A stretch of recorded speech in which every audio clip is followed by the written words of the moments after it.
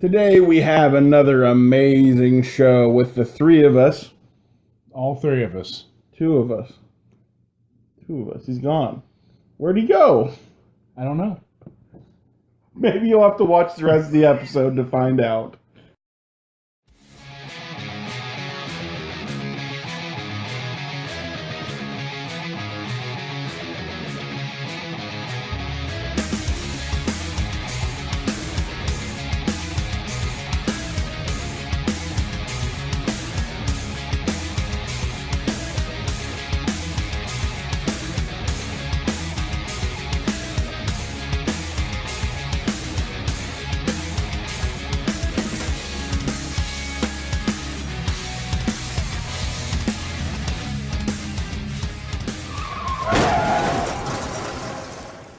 It's good to be the champion still. Yep, you ended up winning all of the pay-per-view picks. Yep, I think I was almost perfect. If not, I can't really remember every pick, but Pretty close if the card would have went off as planned. yeah. So no change to the title. It's going to still be the Turtle title. It's in the other room, pretty far away. I didn't feel like going to get it. So, But it's still the Turtle title. yeah, very, very prestigious reign that we have now. The definitively the longest running champion as of right now. We have a lot to talk about this week. We thought we'd kind of change things up and talk more about news and not talk about every little thing that happened. I think that will help work better for the show, at least make it a little more interesting. Most people, I would think, has watched the shows. Yeah, so. If they care about what we're talking about, they've already seen everything. We just want to talk about maybe some of the stuff you have seen already, but we want to get into the nitty-gritty, the news, and some of the better stuff that we actually really liked, and we want to kind of revisit a little bit. Of course, Seth's not here today. Yeah, Seth's not here. He's at home with his family. Yes, his whole family, not just his wife, but we have a new Nerd Buffet. Baby. Kids eat free. Yeah, kids eat free at the Nerd Buffet. But right now, all she eats is milk. Right? So she's less than a week old. But Addison Jude Bell, right? Mm-hmm. Beautiful name, beautiful baby. Born on No Mercy Day. Yes, on No Mercy. So that baby is going to come in and never give mercy to anybody. So cold, hard, tough little girl that's going to be coming up, hopefully. Maybe someday a WWE superstar that's not going to show any mercy. No mercy. With the way her dad likes wrestling, I couldn't see anything else. But guys, congratulations. Yep. We're very happy for you. We love you guys. So we're just no Seth today, but I'm sure he'll be here next week or whenever. We're not parents. I don't know how that is. I don't know how that works. So my kids, I just leave at home and leave them food on the floor and they eat it. Yeah. So he's talking about dogs, by the way, which makes sense. That's good. So you gotta let them out to poop every once in a while. Yeah, but I mean, if I have to go somewhere, I just leave them to. Yeah, there you go. So I mean, what do we have happen this week? What do we want to talk about, man? The biggest news, I think, is with AJ Styles' match on SmackDown. See, a lot of people are gonna say the third thing we talk about today is the biggest news, but not for us. No, this is the biggest news. No, this is the biggest news. Ever since his debut on Raw, James Ellsworth has been in our minds and our hearts. We've talked about him ever since he's debuted, probably once a week at least. And on SmackDown, he had a official match against AJ Styles, in which James Ellsworth was victorious. And AJ brought him out jokingly because before AJ, a few weeks ago, was supposed to pick somebody to be on his team, and he never picked. So Daniel Bryan, being the smartass he is like, oh, I'll sign this guy to you because he's bad. He's terrible. And so he brought him in. He never got to fight because like the Miz came in and beat him up. Yeah. So anyways, this week worked out. Ambrose and Ambrose has some unfinished business with AJ because AJ has stole his title and has never really given him a clean fight. Hasn't had a rematch that has been fair. Right. So of course he's like, oh, I was gonna fight somebody tonight, but it ain't gonna be you. and so he picks James Ellsworth instead, somebody he knows that he's just going to squash, because the one other match that James Ellsworth was in, he got just completely destroyed by Braun Strowman. Yeah. So Daniel Bryan made Dean Ambrose the special guest referee, and that was pretty funny. It could have been bad, but I think it actually worked for me. Yeah, I usually don't like special guest referee matches just because they're always pretty predictable, with whoever the guy doesn't like is who he's going to pick. But this was a good segment. It was pretty funny. Yeah. With Dean trying to teach James how to wrestle. I taught him how to do the arm drag, as Seth said the other day. He messaged us when we were watching, actually. He also went up and kind of flirted with a girl in the crowd, ate somebody's popcorn, which is it's just Dean Ambrose. Yeah. And of course, Dean gave AJ 2 dirty deeds. The first one he kicked out of after he put Ellsworth's body on him, and then the second one, he hit him and he counted 1, 2, 3. So there's no chance of him kicking out. I think my favorite part of that entire match is when, after he held his hand up, the ref always holds their hand up and he goes, "This guy, this guy's the winner."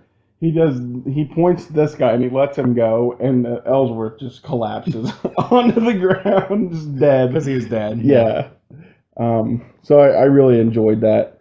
Any other matches that have ever worked out for you? Because like you said, I usually hate handicap matches. Or special guest referee. That's why did I say handicap? Special guest referee. It was a handicap. Yeah. I always hate these matches. There's one in my mind that, other than this, that two I can say. Can you ever think of one that worked for you? Mike Tyson. That wasn't a special guest referee per se. It was a enforcer. Oh, special enforcer. So I thought same thing, but yeah. I was going to say the two that have ever worked were Undertaker versus Bret Hart when Shawn Michaels was the special guest, because that led to a big thing. Remember Michaels and Hart had the feud, and he accidentally hit Undertaker, so he lost his title. And then, of course, the WrestleMania 28 or 29 match, 28, I think, with Triple H versus The Undertaker as Shawn Michaels as the guest, and Hell in a Cell. That really worked out for me. Other than that, the match, it should have been all their retirements. Oh my God, yeah. If you guys haven't ever seen it, after this episode's over, type in "wrestling isn't wrestling." Yeah, wrestling isn't wrestling. And at that point, it's I knew I loved it, but once it gets to that point, and they kind of he gives the commentary about that, is hilarious. It's everyone was supposed to be done, but then Triple H is "Fooled you, I'm going to go on and fight again and be the champion." So we've just come off the heels of a pay-per-view with No Mercy, and we're already looking forward to the next one. Yeah, I was really excited after No Mercy. It was better than the last pay-per-view for me, honestly. Better than the first SmackDown one. That's what I'm saying, yeah. Raw has... I thought I was going to knock that over. Raw has really ruled the roost for me since the brand splits, and I don't think that I'm the only one saying that. I'm just more interested in the storylines they have there. A lot of it has to do with the New Day, and a lot of it has to do with wherever Jericho has stuck his head in the last 4 or 5 months has just made it gold. Yeah, Raw, especially with, like you said, Jericho, and for me, the Cruiserweight stuff. I'm more invested in Raw than I am on SmackDown. Yeah. That's the way it is too. Not to say that SmackDown's a poor product. It's just their first pay-per-view was a misstep for me. Yeah. And I'm just not as invested. I totally agree with that. But with Raw's upcoming pay-per-view, Hell in a Cell, yes, I think this is the first time there's been 3 Hell in a Cell matches at the pay-per-view. Yes, so far we have 3, and I don't think that they're going to announce any more, because by then it's too many. Three's the most. 3 is almost too many, because unless they space them out, which I hope they do, if they do them all open with one, have one in the middle, and then have one at the end. Yeah, that'd be the best way to do it, because they do them back to back to back. We're we're seeing the same match again, and we're bored of a gimmick match, Yep. But This is the first time in history they've announced a women's Hell in a Cell. Which, you know how I had said before, hey, we could have this as the main event sometime. That'd be cool to have this as a main event. Because we had the really weird thing happen with No Mercy, where we led the pay-per-view off with the main event, which I didn't understand. Especially if you're not going to have Dolph versus Miz last. I had heard that they did that in order to compete with football and the debates. Okay. Were both that night. That actually makes sense. I didn't even think of that. We did watch the debate afterwards. But this Hell in a Cell, they announced not only the women's Hell in a Cell, which is going to be the first one ever. I hope they don't drive that into the ground, because the women do deserve this big push that the program has gotten. But I don't like to hear every week, this is the first, this is the first, this is the first, because now it's like we're pandering. Yeah. There's a difference between pushing and pandering, and to me. I'm going to get sick of it, and I'm not going to think of it as, oh, this is phenomenal new thing. It's like, now I'm going to feel like I did when you said I had to like Roman Reigns and you tried to force it down my throat. I don't think it's going to be as bad as that. I do understand where you're coming from, but they do need to make a big deal of it. Absolutely, at the same time, But there's a way to go about it, and I think they're doing okay now. I haven't been tired of them saying it yet, but I think you're also sourcing it from different sources, because you see it on all these websites we go to. Yeah. This is the first time, this first time. I think they've only mentioned it on Raw twice. Michael Cole's voice. Michael Cole will run everything into the ground. Yeah. I've learned to just kind of drone him out, but yeah, Michael Cole is a problem with not calling the matches that need to be called, Like that main event on Raw. Going back to this week's main event on Raw with Jericho versus Seth Rollins. Oh no, Jericho versus Seth Rollins. Yep. He didn't call the match at all. He went back and recounted everything else that happened in the night as if we didn't watch the match. Right. Watch the rest of the show. Right. That's the one of the things. I just got done talking about how much I liked Raw better than SmackDown. One of the things on SmackDown that's hands just millions of times better is Mauro Ranallo. He'll call the match, he'll talk about things, and when he tries to be funny, it actually is funny. Like when Dolph Ziggler super kicked Kenny, he said, "Oh my God, he killed Kenny!" I don't know if you caught that, but it was awesome. I laughed my ass off when he did that. He keeps things relevant where Michael Cole doesn't, but he's got seniority, I think, now at this point. Yeah, I think so. He's been there for so long. Man, he looked like, when I'm watching it back on the network and I see the young Michael Cole, I'm like, why is Tom Green on the screen? Yeah, he looks I know like what you mean. Skinny, geeky, nerdy, like the goatee. It's funny. Yeah, but in addition to the women's, the first ever women's Hell in the Cell match, Jake, there's also the Wait, how many have there been? One. First ever. Actually, this one will be the first. First ever. First ever. First ever, okay. There's also going to be the Hell in the Cell match for the United States title, and then the Hell in the Cell match for the Universal Championship. One thing I do want to talk about, speaking of this matchup here, with the women's title and with the U.S. title, that match, we've said before on this show that I hate when they have intergender matches. That was a good match. At least the finish to it was. Yeah. That was a sweet finish. Did you watch? You know what I'm talking? When I saw it happen. Don't make any sense normally. Yeah, when I saw it happen, I was so pleased because it was. It goes against what I said before about pushing the women too hard in a way, but it wasn't. Sasha had Charlotte down in the bank statement, and Roman dives over her to get the spear. Roman gets the pin. He gets the win. Whose music played? Sasha's. It was awesome. Well, they didn't want the boo from the crowd. That's right. True. That's true. But I thought it was really cool that if you go back and you watch that and you listen to the pop of the crowd, it was one of those natural things that happened that they were like, wow, this is a spectacle of human beings doing really cool things and things coming together that I want to see. And the fact that the crowd blew up when Roman Reigns got that spear was pretty cool, honestly. I'm excited for these matches. We've got 3 Hell in a Cells. We've got the World Heavyweight title. Did you say that yet? The Universal Championship. Sorry. Yeah. Universal Heavyweight, whatever. The Universal Championship, the U.S. Championship, and the Women's title, all contested in Hell in a Cell. Which, it makes sense because you kind of do have to have that in Hell in a Cell, the Universal title. But I, for some reason, didn't think they were going to do it because I didn't know how well Seth was actually doing in, like, as far as health goes. Do you see any title changes in the Hells in the Cells? Hells in the Cells? Hell in the Cells. Hell in the Cells. Okay. One hell, multiple cells. Okay. I'm not for sure. I got to We're think going to about save it that more. for picks. We're going to save that for picks. There's still 2 weeks Right. until the pay-per-view, so...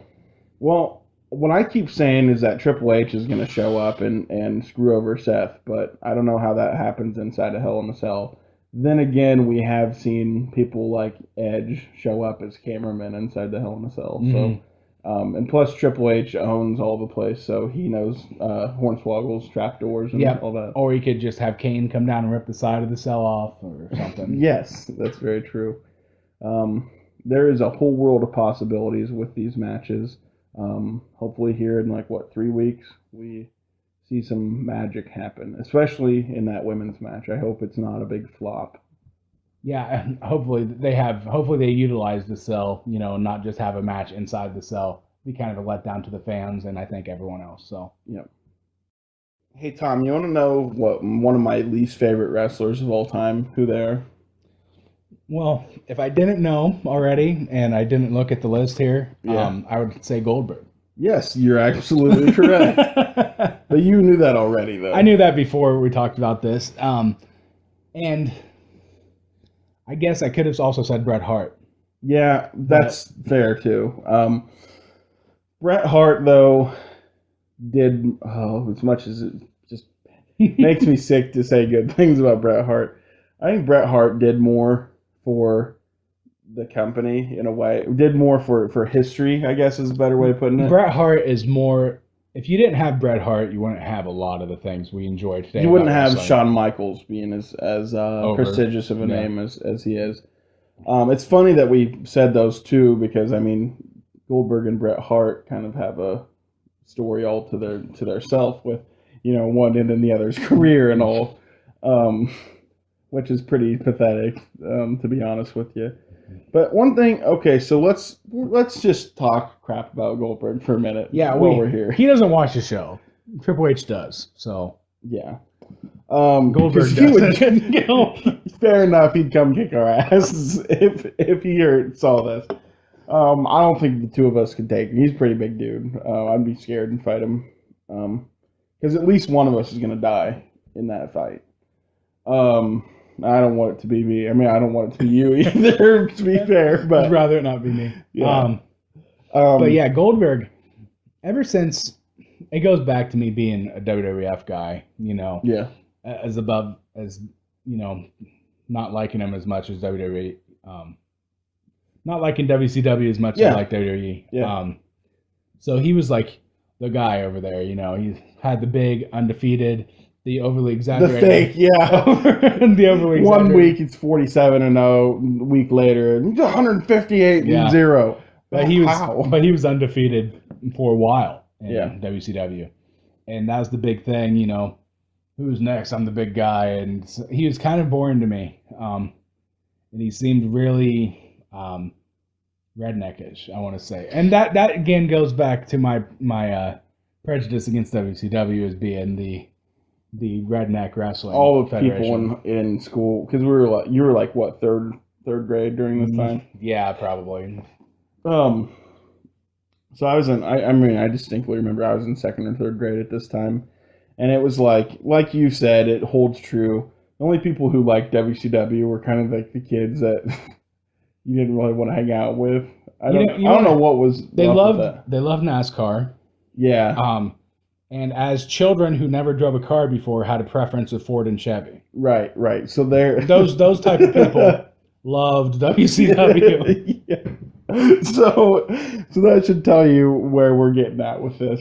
I'd be a liar to say I don't have a little bit of redneck in me. I mean, I've never worked on a farm or anything like that in my entire life. But No, just being an American, yeah, some being an redneck. American, I've got a little bit of redneck in me, but not enough to see eye to eye to any of that. So the one thing that I always hated was his comparison to Stone Cold, and people would say, "Oh, he'd beat Stone Cold in a fight." No, he wouldn't. I mean, yeah, he would probably in a real fight, but in a wrestling match, there's no way in hell that he'd ever beat Stone Cold. Um, I think Stone Cold. My thing that I would always say when I was a kid, even, and now that I'm an adult and I've seen stuff that's like behind the scenes, Mhm. Stone Cold could last in a fight and put on a 30-minute match. Whereas Goldberg would have go 3 minutes and he was just toast. Yeah, there's a reason why he would come out and beat people in 4 minutes, Yeah. or less. We've talked about it before with for some reason the comparison between those two.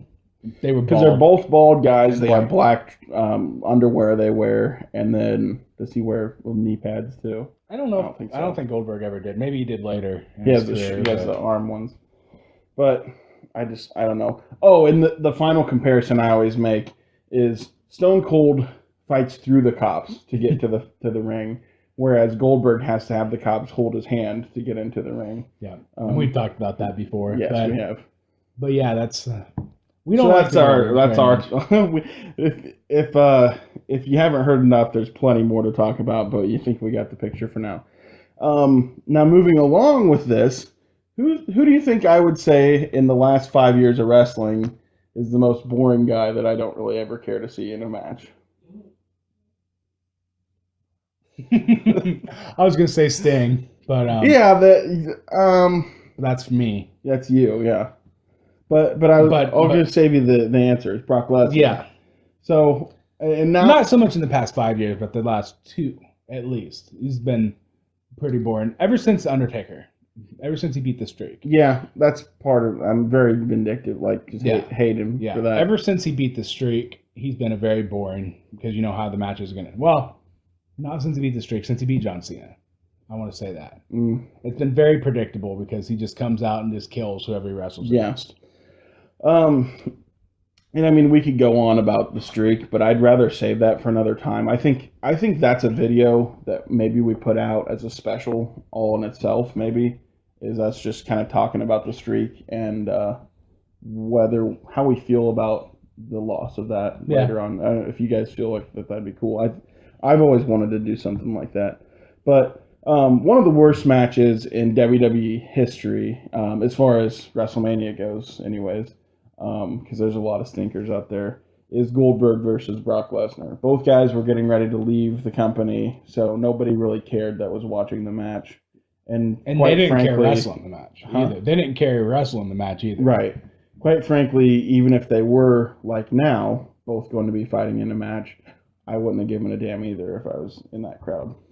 And I think they've chosen the timing of this match poorly because it seems to be a giant promotion for their video game. Which, if they wanted to do that, why didn't they have the match? Why didn't they start the promos like 2 months ago? Yeah, I mean they should have had the match at No Mercy if the game was coming out the same day, or that week. Yeah, because I think the game came out on Tuesday of that week. It came out today. Yeah, or yesterday. And No Mercy was Sunday. So should have had that match really close to the release of that video game. Or the first time they appear like in the same ring. Like not a match, but a next week. Contract signing for Survivor Series or something. Yeah. Have that.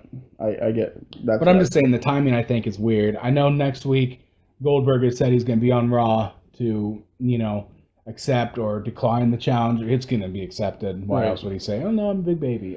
Well, he was on ESPN with Coach talking about if I was to ever be in a match with someone, and he looks just like he's been working out and training and cut. I mean, I've seen him before then. He looked big still, but he didn't look like he was like I'm not in shape or ready at all for a match. I don't It's going know. to take me some training. Yeah. Like the dude's Bill Goldberg's a big guy, but like he's been trying. We'll just say that. Just absolutely not excited for this match, especially if they're going to take time out of WrestleMania for this crap. I'd rather have it at Survivor Series. I don't see it happening at WrestleMania. You think it'll be Survivor Series? It'll be it might be Royal Rumble even. Okay. I honestly won't be as upset about it if it's there. Because, see, if I would have known that, I probably wouldn't have been so negative during this entire segment. But because I think a match like that would actually do good for something like Survivor Series that's been poor as far as sales go lately. I'd rather see it at Survivor Series than Mania or the Rumble. Yeah. Yep. It is a match that they're going to save for one of the big four, though. Just, they will. I swear to God, if you let Goldberg beat Brock Lesnar, I don't know. That's an empty threat. I don't know what I'm going to do. But I will write a letter and be very, very mad with you. We'll be upset about it on the show, and Triple H will know about it. Yes. So, please, God, don't let Goldberg win that match. Because why would you? You know what I mean? Like, hey, let's have all this build up for Brock Lesnar and then Goldberg come in and beat him. Yeah, and I don't know. This may be another Hall of Fame ploy, too. It could be. Goldberg did win the first match. So if they're going to do something stupid that we don't want and have Brock win and then have a rematch, like a rubber match, which that's 2 matches too many that I would want to see. 3 matches. Oh, 3 matches, yeah. Yeah. Just forget it happened. Just have Goldberg come out on Monday and say, I don't want to fight you. I'm scared. And that's it. That's the end. Have that be the end, please. So what was your favorite match in No Mercy? Hands down is, like you said before, the next thing that's written down on a thing. We need to stop pointing that out because it makes it sound very bad. That's fine. It'd be so much better if we're just like, well, hey, Tommy, it was Dolph versus The Miz, obviously. Because that was the best match of the night. I thought it was weird that the Wyatt Randy Orton thing was the main event, especially that I called the entire thing out. Glad that Wyatt actually won, don't get me wrong. But I felt like the show stealer of the night was no surprise whatsoever, was the Miz versus Dolph. Unsurprisingly, the show stealer of the night. Yeah. That match had the most at stake, I felt. Yeah, and we all 3 of us last week said that there's absolutely no chance Dolph was going to win this match. Yeah, we all thought he was on his way out. The signs pointed to Dolph being done, at least for a while. Yep. Because we all know WWE firings don't last. Right, but there is so much news here and there that for a while Dolph's been talking about retiring. Mm-hmm. And The Miz, I mean, it just makes sense for him not to lose. He needs to hold on to that title. But we were wrong. Wrong. There's a lot of really cool spots in this match that made me... At no point did I say, oh, I know who's going to win this match. You know what I mean? Towards the end of the match, you did mention, after all the shenanigans, after Maurice sprayed Dolph with his perfume, after the Spirit Squad remnants came out to beat up, to distract or whatever they decide they were going to do, you did say, well, Dolph's probably going to win now because of all this crap. That's true. But I did. But up until that point, it was very back and forth. You didn't know who was going to win. Yeah. It was a fun match to watch. I think we weren't the only ones that were surprised. I know there was quite a big rumbling on the internet when Dolph won. It's good to see that, obviously, I mean, it was do or die, but it's good to see that Dolph, who's been kind of on a losing streak, finally gets some comeuppance and, gets a title. He deserves it. I mean, he's been great at putting people over, and especially his promo work in the last month and a half has been spot on. Yeah, and I don't know if that's just coming down from somewhere inside of him, like personal, knowing that it was do or die at this point. Right. But it definitely was for him. He had to get this championship and start winning to become relevant again. I mean, sad to say he hasn't been really relevant except for losing to The Miz lately. No, he hasn't. There's been a lot of controversy on talking smack with The Miz. So that's what made me think. I mean, like the whole relevance thing, you're getting at is The Miz is the one that's relevant right now. Why would you have him lose the title? But I guess it adds to his character, especially bringing back the Spirit Squad. It brings back the Ghosts of Christmas Past to kind of haunt. I don't know why I said that, but kind of haunt Dolph, and it's really cool to see. I don't know so much about the other dude, but it's cool to see Kenny back in the ring. I mean, he gets his butt kicked when he's in there, but they both do. But that's what they're doing. That's what their job is. But it's cool to see him coming in and messing with Dolph, because you would think this is a point in Dolph Ziggler's past that WWE didn't want to mention ever again. Yeah, and they are. That kind of goes.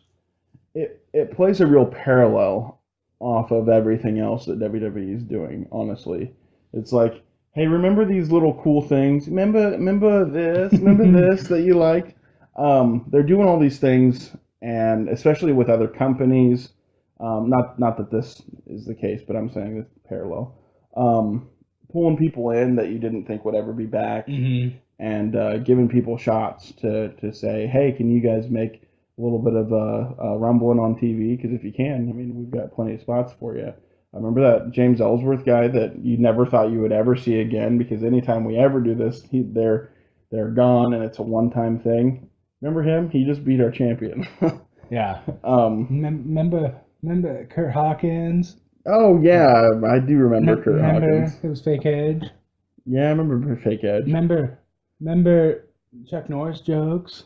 Yeah, I didn't like those. You're going to put all those together? Yeah. I hate it. That is one thing that just doesn't work for me. But, sorry, I kind of went off on member berries. No, that's okay. But yeah, that match stole the show.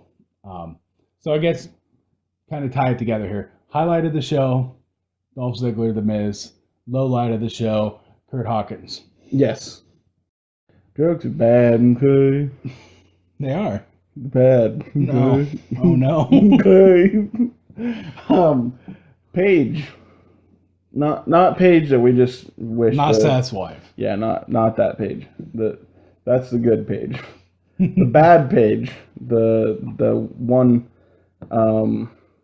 Did I get you a page? I won the thing. Yeah, I gave that to you. I got an autographed picture. Yeah, you got an autographed picture. That was very sweet of me. If I do say so myself. But she's been a very naughty girl. She's been into the drugs again. Yeah. I don't know what kind of drugs, but she had come out and said it's the same, I believe, same shit, different day, is what she said on Twitter. Meaning, the story behind that is that she has a prescription drug for painkillers for whatever injury she has.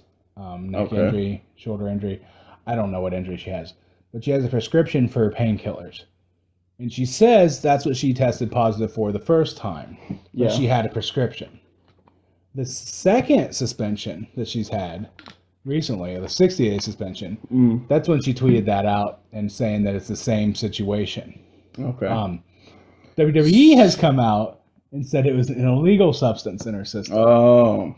Is what they found. I was going to say, with all these people saying, oh, I had a prescription, you would think at some point in time in this multi-million-dollar contract that I have, I don't know about Paige, I know I'm kind of more... Not multi-million. But, significant amount of money contract. Hundreds of thousands. Right. Probably. Perhaps I should follow the rules. I know that having a prescription drug kind of goes above and beyond what they have as their rules. So there are extenuating circumstances that you have to fulfill to make it okay. Why not fulfill those and make it okay to do what you're doing?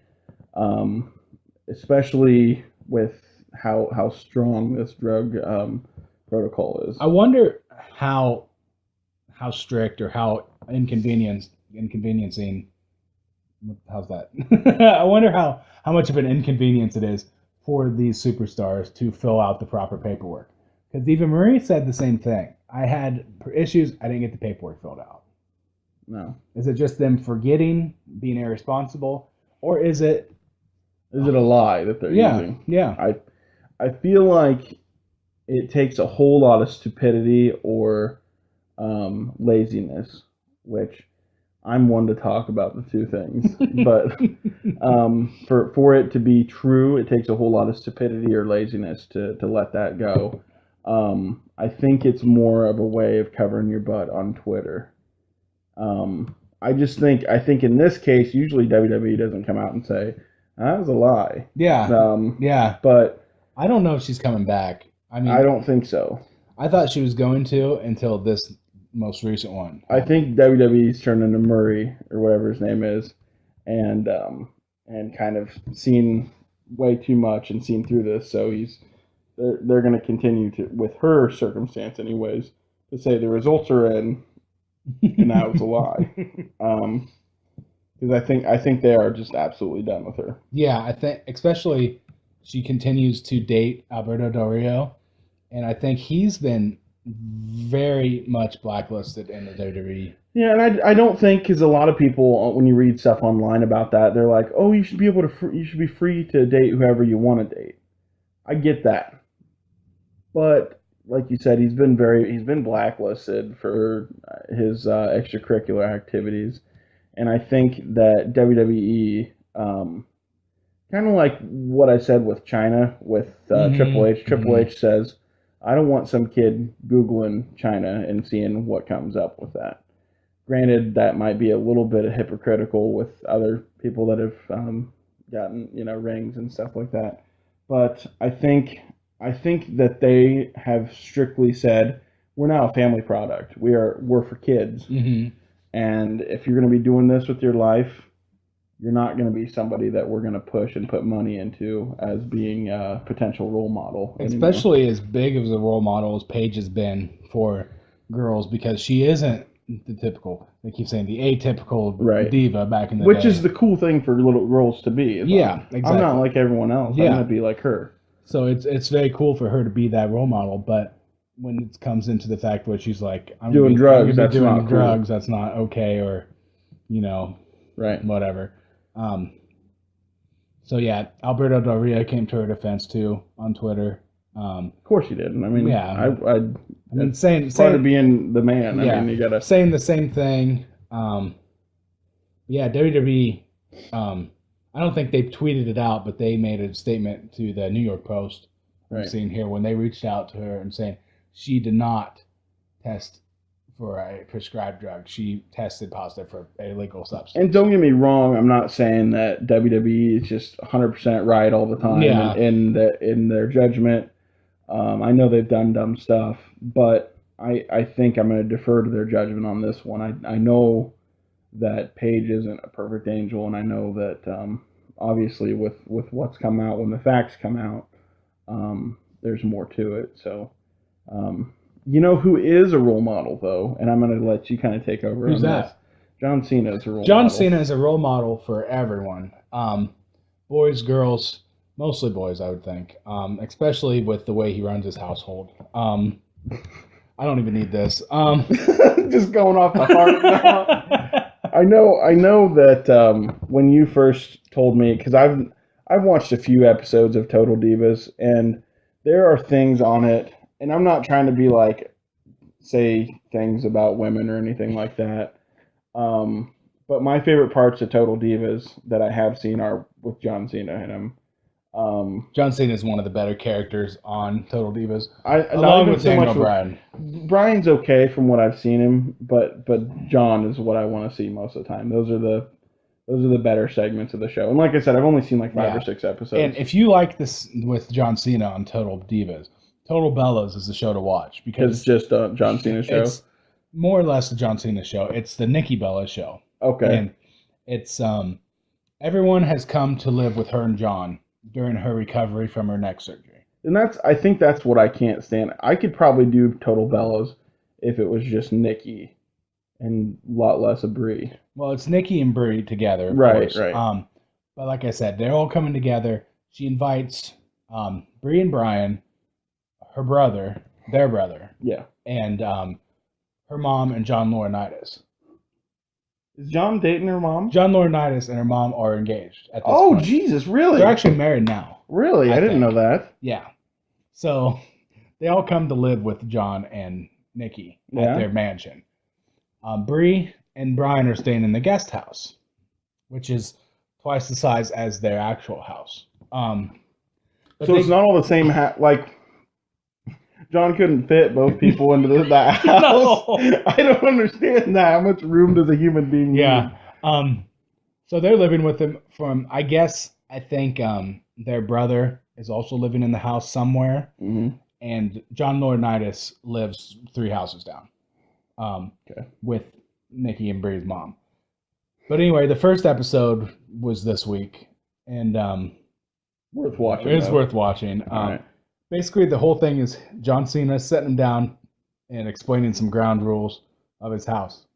Now, before you go into these ground rules, I want to just kind of share with you guys.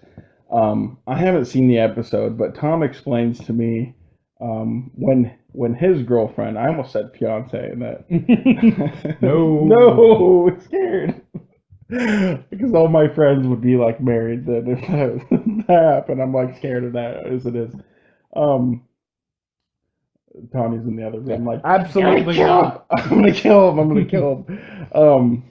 But the ground rules that he laid in the other show when Nikki was moving in with him, you said that you were gonna have Tony do the same thing when she was moving in. In Total Divas, when Nikki moved in with John, he made her sign a cohabitation agreement to live in his house, and she actually calls back to that. She's like, I understand what the rest of my family is going through because I had to sign a goddamn contract to live in this house. So the contract was like what were the details of it? You told me. The biggest one was like, if I want you out of the house, you have 48 hours to get your crap and leave. No questions asked. If I want you out, you have to leave. That was one of the big ones. Guests or something. Yeah, just guests had to be screened through him and all that kind of stuff. But on this show, on Total Bellas, they all get together. No shoes in the house, and Brie and Brian knew this to begin with, so they took their shoes off before they went in. Well, they're hippies; they don't wear shoes anyway, right? And John tells them, tonight we're gonna have a formal dinner, and we'll talk about the rules then. I like to have a formal dinner every day, or every Wednesday, once a week at least. So get dressed up and come down for dinner. Dinner's at 7. Don't be late. And okay, so when they show up for dinner, they're dressed up, but they're not wearing shoes because they're inside the house. Yeah. And then John Cena chastises them. He's like, "Why aren't you wearing shoes? It's a formal dinner. And what's the matter with you?" Like, you told me not to wear shoes. Not to wear shoes. They're like, okay, it's fine. In the future, you know to wear a clean pair of shoes. He says, clean pair of shoes. Emphasizes, like, buy a pair of shoes. As a jerk when he's doing this? He comes off very, very OCD. Very. Oh, okay. I have to be in control of things. Yeah. So they sit down for dinner, and he's telling them, here are the rules. You don't flush anything down the toilet that isn't toilet paper. Yeah. He gets up and goes to the door and shows them how to shut the door properly. Yeah. He's like, make sure you do this. If you're going to stay up late at night, make sure you let me know about it because this is a no shoot for a state, and I have a lot of guns. He's like, I thought you were saying in the guest house. Yeah, but the guest house is connected. Oh, okay. I thought you were saying like it was a separate house. No, it's like still on the same compound. Gotcha. You know? He's like, yeah, if you're going to be walking around, let me know so I don't shoot you. Right. There are alligators everywhere. He's like, we're within 3 feet of a pond everywhere. Yeah. There's alligators. So be careful when you're outside. Where are they down in Miami or something? Or? Yeah, it's Florida or something. Okay. Why do you think he's so like that? Is it part of the show? Nikki describes it as he had a tough upbringing. Okay. Didn't have a whole lot. So now that he has things, he likes to protect them, keep them. That makes sense. I think about it in my head, the way I could rationalize that is like you just said, he didn't have it, so now that he has it, he wants to protect it. Also, I mean, I think about it, he's gone from home how many days, how many weeks in a year. His home is like, this is what I have. I mean, I've got my money, of course, that I've earned, but this is my place to feel safe, and then these are my rules. You're going to live by them. Yeah. He also tells Brian and Bree, it's like, your dog's here, she's not allowed in my house. She has to stay in the guest house because she sheds. Okay. And later on in the episode, the dog's outside running around when Brian and Bree are gone. And she tries to get in the house while he's going in. Yeah. And he's trying to keep her away. He like steps in front of her. Yeah. And the dog bites him. And so when Brian in my house. Yeah. When Brian gets home, he's like, what are we gonna do about this? He like sits him down about like, we're gonna kill your dog. Yeah. I don't know when it's gonna happen. Well, he's telling Nikki, he's like, call animal control now. He's like, that's what you do when a dog bites someone. They call animal control. They come and get the dog and shoot it. Yeah. He's like, we need to do that. Nikki's like, no, we're not doing that, But Brian's like, well, she's not used to not having to be able to run wherever she wants to go, and she's anxious, and he's like, well, I can't have a dog that bites. It's a liability, So yeah. I understand both sides of the argument, but it's funny to see John Cena on TV on wrestling, just being the good guy and like being easygoing, to going from being Mr. OCD, Mr. Controlling guy. Yeah. Sounds like I've got a show to watch. I'll definitely watch. If I'm not asleep by the time I get home, which I got to drive, so I hope that doesn't happen. But I'll probably watch it tonight. Is it 30 minutes or an hour? Watch it Thursdays on Hulu. Okay. Because it premieres live on Wednesday. So okay, so I mean, I could watch it tonight if I did, and then be able to watch tomorrow's episode tomorrow when I get off work. Mm-hmm. That would work for me. If not, I'll just binge the two at once. I think it's going to wrap up our show this week. Of course, this weekend we're going to be talking about what was it? Luke Cage. Have you started it? No. I will have to watch. I'm still at episode. I just ended episode 3. As I said last time we were with you, so I do plan on watching it. We'll be talking about it, I promise. Also, this coming week's episode, I don't know that we'll have seen the new Da Vinci Code because I don't think it comes out yet. I think it's coming up. Inferno. But we can at least do a little bit of a lead up because I did the fun thing at break at work today, and I was like, oh, I wonder what's on sale at Amazon right now. Of course, I had said with me and the whole group of friends and the gang here, I wanted to do like a Halloween movie marathon. Maybe not everything scary. I said throw in Ernest Scared Stupid in there and Treehouse of Horror mashup. From The Simpsons, yeah. Maybe put something halfway in there, but kind of just have a fun night of movies. And I'm not a big fan of like super scary movies myself, so I mean, I'll watch them this time of year, but like, when it comes to like, oh, let's watch a movie, that's not my number one. Let's watch something to be scared about. I'd love to watch one of the older, like black and white Universal monster movies, but I don't own a single one of them. I don't know if you do, but I'd like to throw one in there just for, hey, let's watch an old movie that holds a place in a lot of people's hearts. I think I have Young Frankenstein. Which isn't. That would actually be okay. Yeah. I haven't seen that in a long time. Bring it along. I think that we should watch that. Throw it in somewhere. But what I was saying though is I got with the Halloween thing coming up for like $9 on Blu-ray. I got all of the Saw movies, which not all of them are great, but pretty good seal. And then I got Angels and Demons and the Da Vinci Code, like a pack. So we'll watch both of those maybe this weekend, like power through them, and we can talk about them leading up to the release of Inferno, I think is the name of the new one. So make sure you check us out this weekend when we talk about that. It's been great having you with us this week. Until then, I've been Jake. And I'm Tommy. And I'm a pepper, you're a pepper, he's a pepper, she's a pepper. Don't you wanna be a pepper too? Well, that's all the wrestling since this is Wednesday night, and we'll be putting this out on Thursday. What should I watch on Thursday? You should watch Drive-Thru Wrestling on Thursday. Oh, because it'll be out. Yeah. And there's nothing else to do on Thursday. There's no other wrestling, or for that matter, anything else to do on Thursdays besides Drive-Thru Wrestling. Not work. Not work. Nothing. Not read. Not sleep. Not eat. Nothing else. Talk to my girlfriend. No, don't talk to her. Are you serious? Yeah, just go into your phone and delete her. All right. What else? Subscribe to the channel. Oh, from her phone or mine? Both. All right.